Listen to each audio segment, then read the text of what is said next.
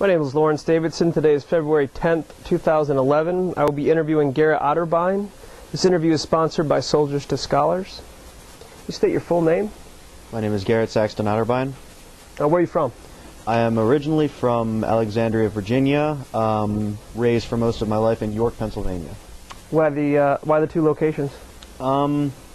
My dad's job, he is in the Air National Guard in Pennsylvania, and he also flies for American Airlines. And change of station, he used to fly out of Washington, D.C., and so we lived down there. And then afterward, he started flying out of Harrisburg, which was also closer to his unit, so we moved back closer to home. So, do you have any, your mom, dad, you have brothers, sisters? What is your family like? I have, well, my mom and dad, and I have one little sister named Elizabeth, who is a senior and is graduating high school this year. All right. So. Can you describe what growing up was like in between the two places, and sports, activities? What kind of things did you guys get into? I spent most of my early childhood in Virginia. We moved when I was 5, so I've got some memories from my time down there, but it wasn't a huge thing. But growing up in York, it's a great area. A lot of back hills I could tramp through as a kid, and school district was a lot of fun. Met a lot of people. You know, learned what I needed to.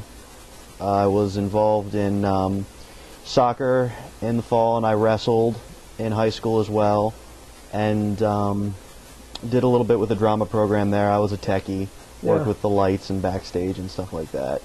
So it was a good experience overall. You guys, music or video games or? Actually, my parents were adamant against video games. I bugged them incessantly as a child and finally got a Nintendo 64, which is still the most amazing video game system ever. I still play it. But beyond that, nah, I played outside a lot. I did a lot of paintballing when I was younger as well, a little bit of airsoft. Like I said, I was involved in sports, hunting, a lot more outdoorsy stuff than indoors stuff. Right. Was there a heavy military influence? I mean, obviously your father was a pilot, but in terms of encouragement towards the military? Or? Well, I definitely come from a military family. My one grandfather was in the Seabees during World War II. I had another grandfather that was in the Finance Corps, served in the Philippines. My uncle was an air traffic controller in the Air Force. I have a cousin that was in the Air Force. My dad obviously was in the Air National Guard. As far as encouragement towards encouragement towards joining the military went, my parents really left it up to me. I mean, the one thing they had said was, you know, this is how much we have saved up for college. You can go anywhere that you want, but you have to figure out a way to pay for it. Initially, going into the military, I was accepted at George Washington University down in Washington, D.C., which is a very expensive university, and there was no way that I could pay for it. And so initially going into the military was, at the time, the D.C. Guard had a really good education assistance program, paid almost all of my tuition down there, and so I went in for those reasons. As I went along, though, there was definitely a shift through basic training and tech school. Taught me a lot about you know, service before self, excellence in all we do, and so there's definitely been a shift. And the reason I'm at Westchester now was actually while I was at tech school, with the economy the way it is, they actually cut the program, and so I couldn't afford George Washington anymore, and I transferred up here to Westchester. But to be perfectly honest, you know, even with the military tuition assistance money gone, I'm ready to re-enlist in 2 years. So it was definitely a shift once I got into the military culture and, you know, really kind of assimilated myself. You were relatively young on September 11th, 2001, but do you remember the atmosphere at school, at home, with yourself, or? I was in 7th grade math class with Mrs. Basham when the principal came over the loudspeaker and told the entire school what was going on. And for the rest of the morning, they had us all down in the gymnasium. They had a projector set up. We were watching CNN. and went to lunch then. I know my dad was actually flying a trip with American Airlines, and so I was a little worried about that. But I knew that the planes had flown out of Boston, and I think it was Boston and LaGuardia, which he doesn't fly out of. But he ended up getting stuck in San Juan when they had grounded all the planes, and we didn't see him for like 2 weeks after that. You were able to talk to him? Yeah, we were able to talk to him. Obviously, once the initial bustle had died down and the phone lines were not overloaded again. But I mean, he no sooner came back from that, and then he immediately left with the Air National Guard.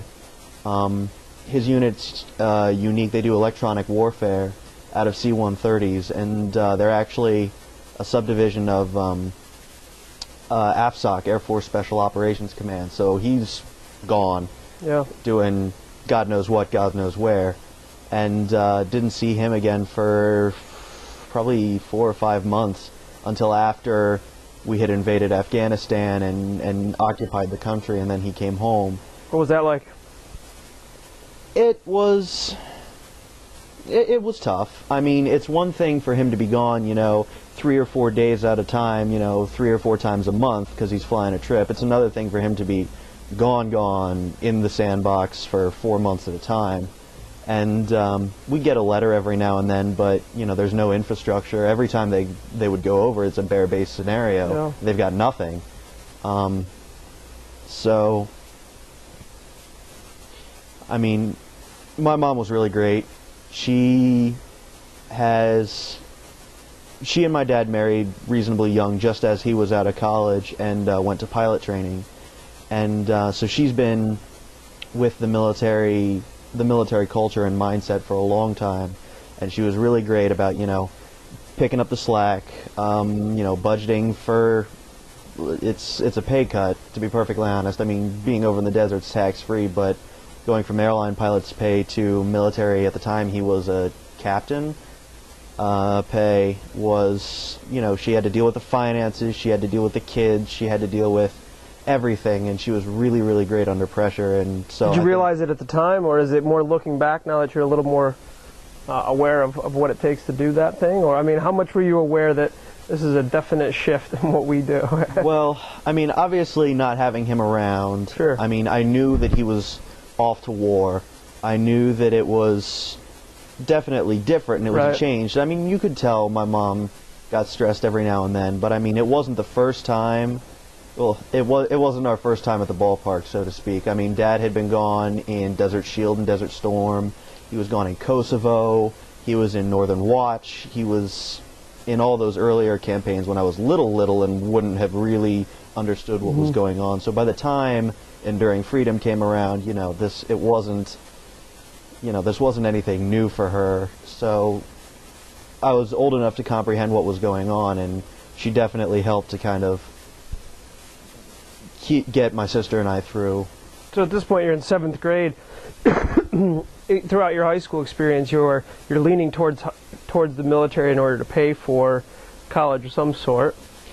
Well, initially, I mean, as I was going through high school, my dad later on went and served in Iraqi Freedom as well. He actually did 2 3-month rotations through there, and so he was gone through late middle school, early high school, and with those experiences fresh in my mind, initially I didn't even want to join the military at all. I said, I've been through a military family, I know what it's like. It's not necessarily my cup of tea. I think I'd do a lot better for myself in the business world. What specifically did you not like about the idea? Well, I saw the amount of stress that my mom was put under, and I heard stories when my dad was over there of camel spiders and scorpions, the whole being in the desert, the pay cut, it's difficult being deployed with a family left behind. And so I saw what it was on me from my end, and during some of those more formative years, and I thought, well, I don't really want to do that to a family that I'm going to have